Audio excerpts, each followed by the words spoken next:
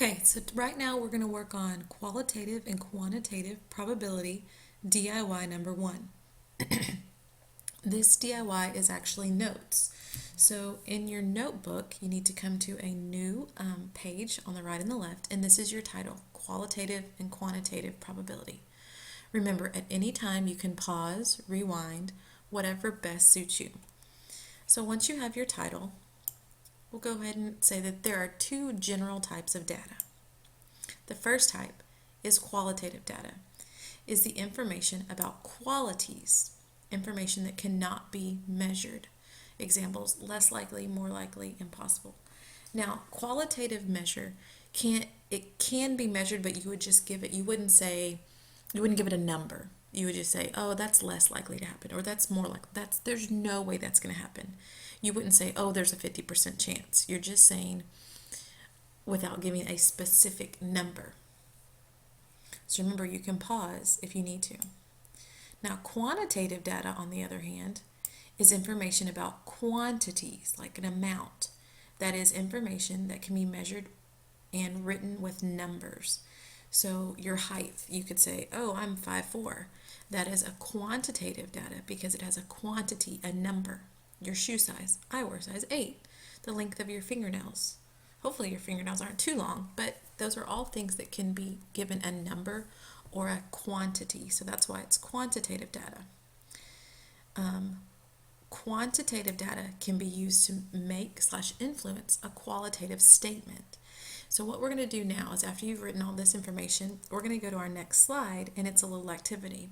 Remember to pause when needed. All right, so for this activity, you're actually not going to have to write anything down. Just sit back and enjoy yourself.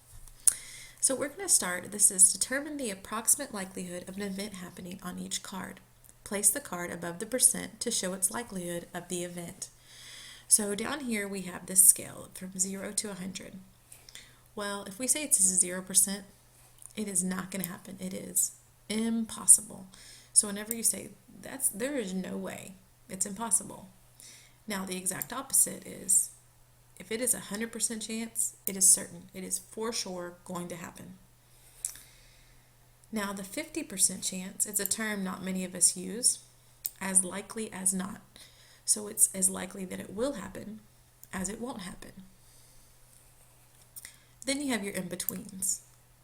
Less than 50% but more than 0, it's unlikely. It can still happen, it's just not as likely.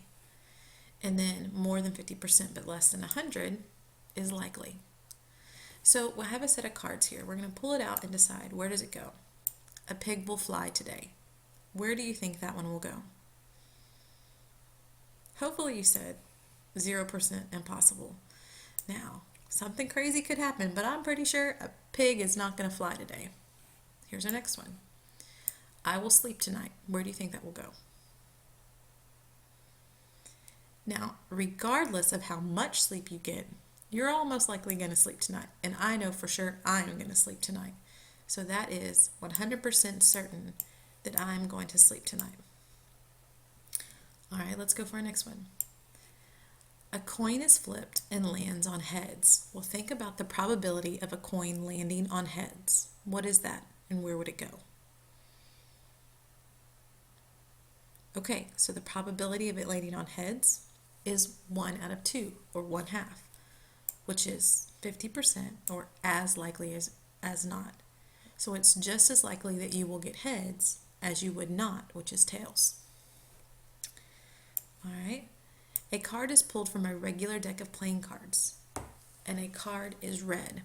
Well, I know many of you don't know a lot about playing cards, so let's talk about them. There's 52 cards in a deck. Half of the cards are red, half of the cards are black. So if it's a half and half kind of statement, 50% as likely as not. A number cube with sides labeled 1 through 6 is rolled and lands on 6. Think about that one for a second. All right, how many 6s are on a number cube? 1. So it's a 1 out of 6. Now it'll fit somewhere in here, but we're just going to place it. It's pretty unlikely that it's going to happen. Now it's equally as likely as all the other ones, but it's still an unlikely chance. 1 out of 6 is pretty low. A bag contains 3 black tiles, 2 white tiles. What are the chances of pulling a black tile? Think about that one. Well, how many tiles are there total? 5. How many are black? 3. So 3 out of 5 is your probability. Well, that's more than half, but not 100%, so it's going to be a likely event. This was me taking statements and placing them on this scale, but giving them both a qualitative and a quantitative description. So now we're going to do an example.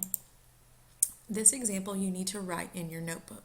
So pause the video now so you can write down everything you see on the lined paper. Go ahead, pause it. All right, hopefully you paused it. Let's go through. Sharon randomly draws a tile from the set. And here are the tiles. 1, 7, 4, 5, 2, 3. Which of the following is true? Now it's important. Not what's untrue, but what is true. She is more likely to draw a 3 than a 1. Well, how many 3s are there? 1. How many 1s are there? 1. So is she more likely to draw 1 than the other? No. So that is a no, thank you. She is more likely to draw a 7 than a 5. Well, how many 7s are there? 1 out of 6. How many 5s? 1 out of 6. So is she more likely to draw either one? No. Oh. Come on, little x. There we go. Sorry about that. She is less likely, now it's changed a little bit, to draw an odd than an even. Well, first, how many of these are odd? 1, 7, 5, and 3. So 4 out of the 6 are odd. And how many are even? 4 and 2. So 2 out of 6 is even. Be careful. Is she less likely to draw an odd? Well, because there's more of them, I would not say it's less likely to draw an odd. So that's going to be another. She is less likely to draw an even. Well, good thing is we can use our same data. The evens are 2 out of 6, while the odds are 4 out of 6.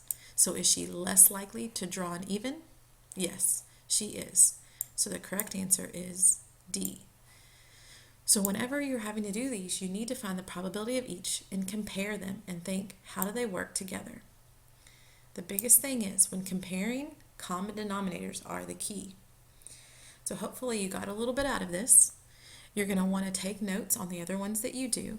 So go ahead and move to DIY number 2. Thanks.